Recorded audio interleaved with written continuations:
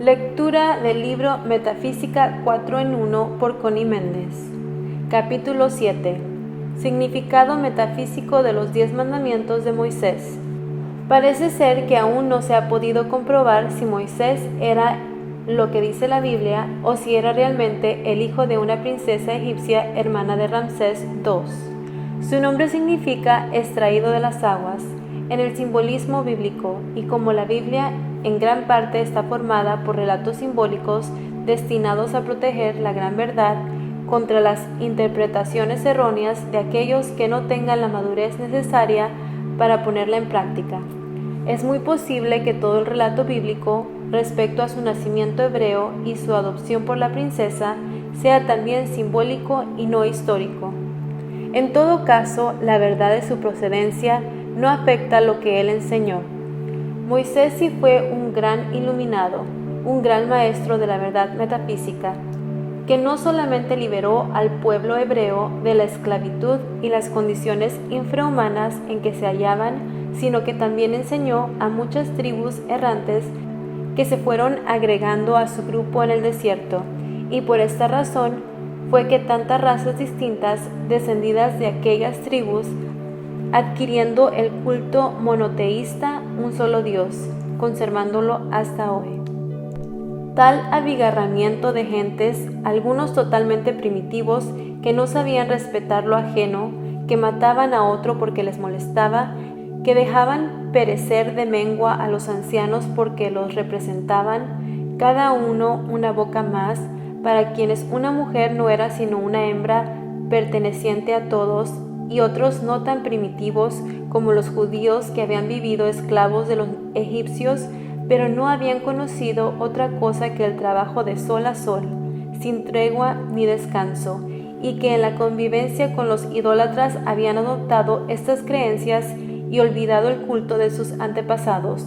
Obligó a Moisés a formular un código de leyes, simple, escueto, al nivel mental de todos, expresadas en el lenguaje casi infantil, pero con castigos durísimos por cada infracción y basada en la amenaza y el terror, ya que esta es la única forma de domar a una bestia salvaje. Moisés había sido educado en el templo de Heliópolis, que era, como quien dice, una universidad. Allí enseñaban lo que llamaban geometría en aquel entonces, y que incluía no solamente las matemáticas, sino la metafísica, la astrología, la numerología y un simbolismo triple que usaban aquellos tiempos para dejar registrada su sabiduría al servicio de las generaciones futuras a medida que evolucionaran. El primer aspecto de esta simbología era sencillo, se refiere a la vida y el mundo de los humanos. El segundo aspecto es metafísica, trata la misma condición pero en el plano mental. El tercer aspecto es jeroglífico y trata el mismo asunto en el plano espiritual, y este último aspecto es tan profundo que dice no ser inteligible sino para los espíritus puros. Y aquí está nuestra primera exposición del principio de correspondencia, que dice así: como es arriba es abajo, como es abajo es arriba. Abajo significa el plano material, en las condiciones humanas, en lo visible. Arriba se refiere a lo invisible, a lo mental y por supuesto a lo abstracto, espiritual. Lo que dice el principio de correspondencia es que las leyes todas actúan en todos los planos y que las condiciones en un plano se repiten en el plano superior como también en el plano inferior. Esto lo irás viendo claro de aquí en adelante. Así elaboró Moisés sus 10 mandamientos o Sefer Bereshit, como se llama este código de leyes en idioma hebreo, para que la humanidad, a medida que fuera evolucionando y despertando, se fuera iniciando en la enseñanza superior, y la siguiente interpretación no es invento de ningún hombre. Fue dejada en claves conocidas por los muy adelantados, pero mantenidas ocultas a través de estos milenios. Como verás luego, ya la humanidad aprendió la primera lección, o sea, que aprendió a obedecer la ley de su primer aspecto. La mayoría es adulta mental y moralmente.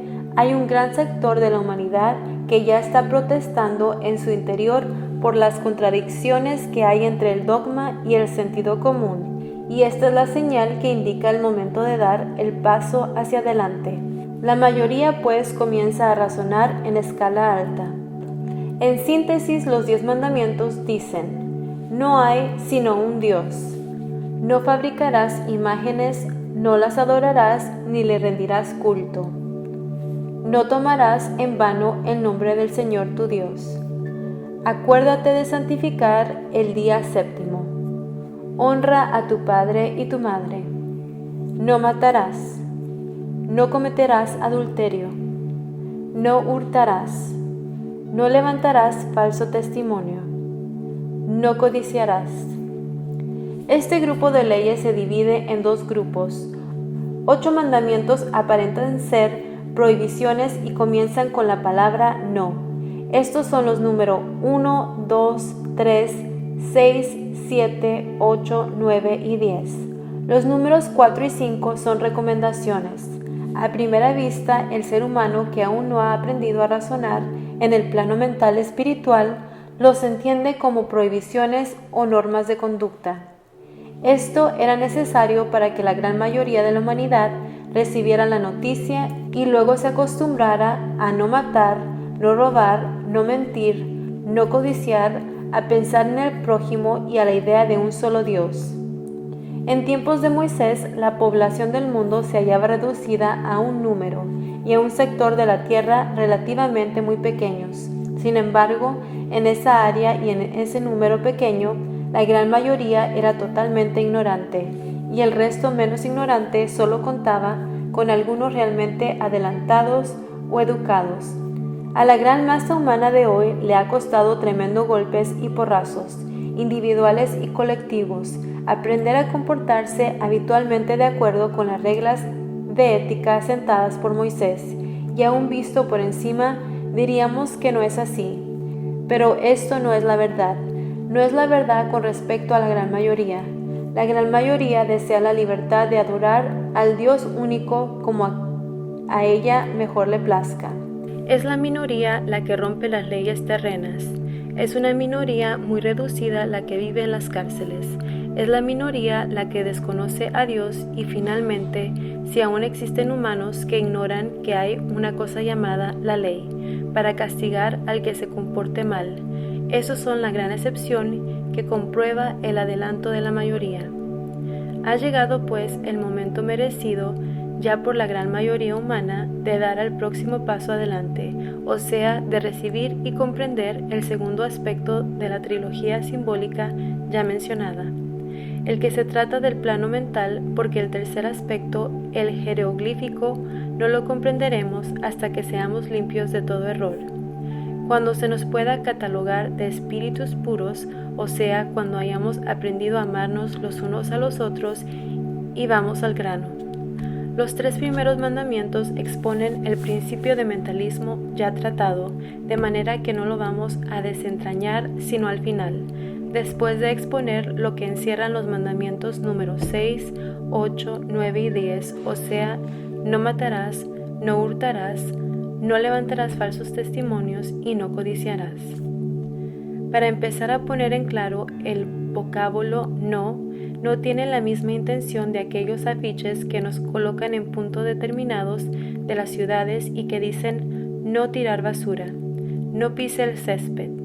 Estos son actos que la ciudadanía puede cometer pero no debe, y así se lo ordena la autoridad. El no de los mandamientos significa no puedes por más que lo intentes, que es inútil y absurdo que sigas creyendo que lo puedes hacer porque no lo lograrás. Mi maestro decía que el no del Pentateuco equivale en el idioma de hoy a aquel que dijera no atravesarás a nado el océano Atlántico. ¿Por qué?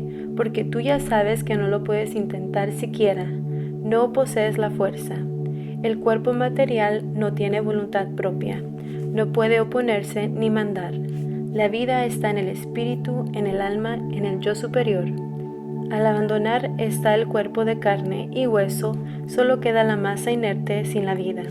De manera que podrías encajar un puñal en el cuerpo de fulano, podrías echar cianuro en el café de sutano, podrían sus cuerpos dejar de existir en el plano terreno, pero ellos continuarían llenos de vida y conscientes en el plano que les sigue, y lo único que habrías logrado es hacer que la ley del ritmo, al devolverse, te golpee a ti. Morirás por mano de otro o por accidente.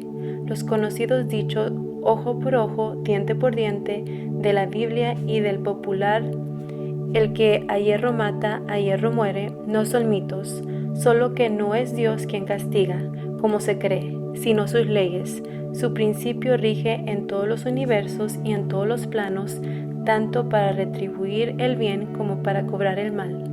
En vano se dice que el orden es la primera ley del cielo, y Jesús dijo: hasta los cabellos de tu cabeza están contados.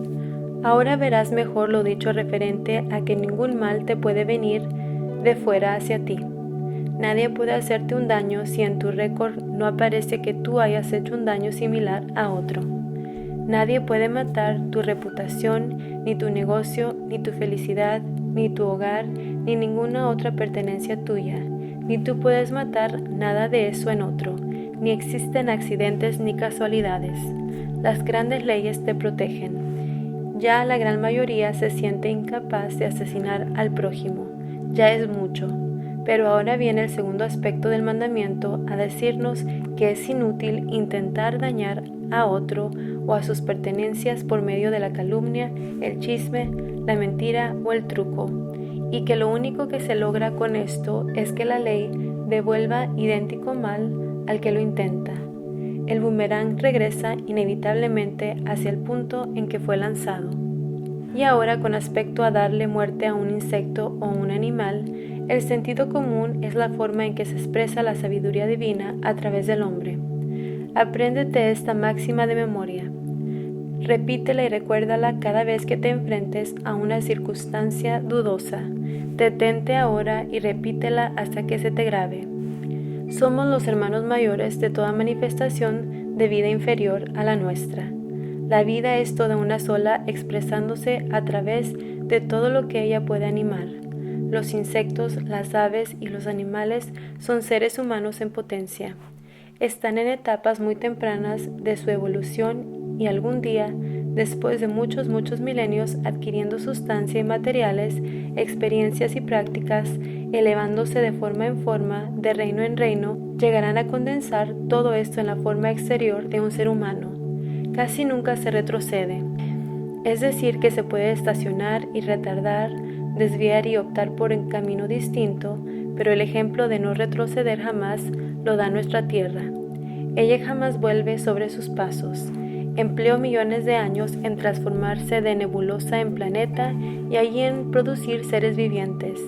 El día jamás se devuelve a las 7 de la noche, a las 12 del día del mismo día. El hombre no puede destruir su esencia para renacer en un animal. Sabiendo todo esto, el contemplar un animalito viviente debe darnos una compasión muy grande, pensar el trabajo que está haciendo y lo que está costando. Aprender a movilizarse, a adaptarse y manejarse en el mundito de una dimensión y que al destriparlo con el pie le estamos cortando en seco su minúscula aunque valiosa experiencia. Esto lo aprenderás mejor en el principio de vibración. Pero, y es un pero muy grande, la sabiduría divina a través del sentido común nos convierte en jueces aún siendo los hermanos mayores. Vamos a decir que un día en nuestra casa limpia, ordenada y aseada aparece una cucaracha o una chiripa. Estoy cansada de verte dar el salto con el zapato en la mano y ¡crack! Pereció la pobre. Y ahora me dirás, ¿pero cómo? ¿Voy a dejar que se cunda mi casa de estos animales? No, en absoluto. No puedes ni debes permitir que permanezca ni un segundo más debajo de tu mismo techo. Tú en tu carácter de hermano mayor tienes el deber de vigilar, de enseñar, de corregir y de frenar a tus hermanos menores. No puedes permitirles que aumenten indebidamente ni que se introduzcan en donde no pertenecen. Tampoco debes permitir que otro, ni siquiera un animalito irracional, abuse de ti. Si lo permites, haces mal. Pero para eso tienes tú en la mente que esos seres no tienen aún, y por eso dijo Moisés en Génesis capítulo 1, versículo 26, hagamos al hombre a nuestra imagen, conforme a nuestra semejanza, y ñore en los peces del mar, en las aves de los cielos, en las bestias, en toda la tierra, y en todo animal que arrastra sobre la tierra. Y creó Dios al hombre a su imagen, a imagen de Dios los creó. Fíjate que esto último lo dice 3 veces. Cuando la Biblia repite 3 veces, significa que la frase tiene idéntico significado en los 3 planos. En otras palabras, que no ha de buscarse la interpretación metafísica o jeroglífica, que ella expresa una verdad eterna y fundamental. Ahora los animales o seres irracionales no tienen un espíritu, digamos, individual. Tienen lo que llamamos espíritu de grupo, o sea, que el gran conjunto de cada especie forma un espíritu, o tal vez no sea sino una partícula de un espíritu. Lo cierto es que ellos, los seres irracionales, actúan en grupo y por líneas ya determinadas de acción. Por ejemplo, las abejas. Un tipo de abejas obedece al instinto de construir panales de cera, otro al instinto de atender a la reina y así sucesivamente. Son acciones automáticas. Ellas individualmente no piensan por ella el gran conjunto que firma una mente y las guía por medio del instinto, podríamos decir. Empleando la ley de correspondencia, veamos cómo corresponde esta actuación mecánica de las abejas a una situación similar en el reino humano. En la construcción de un edificio, por ejemplo, hay muchachos cargadores de agua, hay albañiles que pegan ladrillos, hay carpinteros que hacen puertas, hay obreros especializados en molduras, pinturas, adornos, y todos trabajan casi mecánicamente, cada uno en su línea determinada, todos cumpliendo algo que está en la mente del arquitecto, en el hombre, que corresponde. Los pies hacen el trabajo automático de caminar, las manos de maniobrar, los ojos de mirar, los oídos de escuchar, etc. Y todo obedece al impulso que envía la mente a través de líneas que llamamos nervios en el hombre. Sabiendo esto, cuando tú encuentres un insecto fuera de lugar, frena tu primer impulso de aniquilarlo. El espíritu de su grupo está a tu misma altura mental, forma parte de la mente universal, lo contactas al dirigir tu mente hacia él, simplemente dile: aquí hay una célula tuya que se encuentra fuera de su ambiente, no es armoniosa a mi ambiente, Dios es armonía perfecta, llévatela. Sentirás una gran emoción al ver que el insecto se detiene inmóvil como recibiendo la onda y al minuto corre a desaparecerse.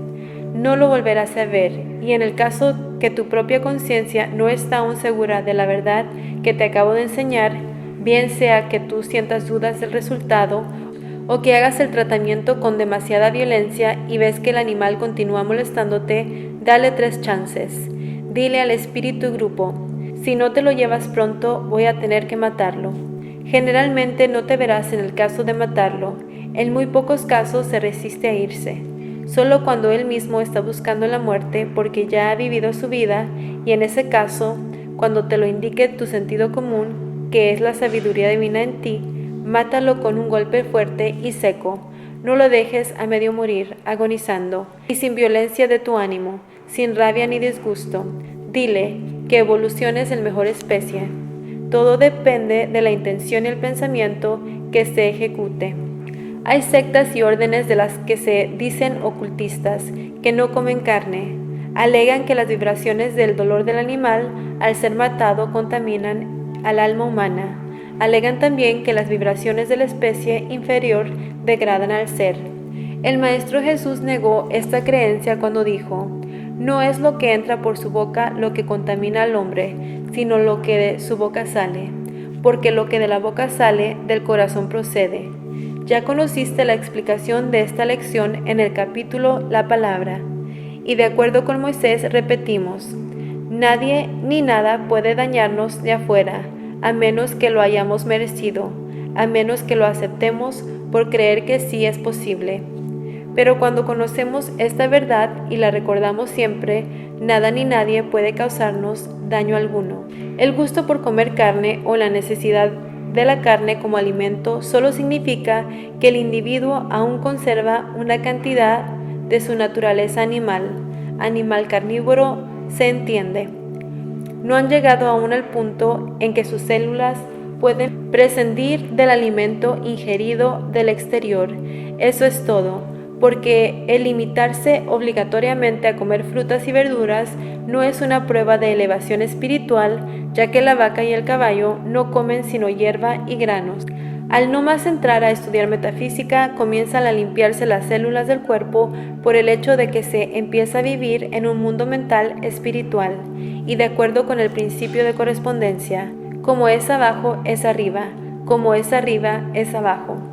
Todo el ser evoluciona a la vez. El estudiante nota tarde o temprano que comienza a no necesitar la carne como alimento y llega a aborrecerla sin que nada ni nadie lo fuerce a ello. Algo muy importante, cuando estudies el principio de vibración, podrás comprobar la verdad científica que es imposible que una vibración de menor frecuencia pueda dominar a una mayor frecuencia. El animal vibra en un plano inferior al hombre. ¿Cómo podrá jamás afectar a éste? Únicamente bajo una condición, que el hombre esté ignorante del principio de vibración y crea posible el ser afectado por las vibraciones del animal. Creyéndolo, lo está aceptando y por lo tanto sometiéndose a una ley inferior a él. Por esa misma razón es que no se puede matar. La vida es positiva, la muerte es negativa, o sea que es la negación de la vida. La vida es indestructible, no puedes matar por más que lo intentes.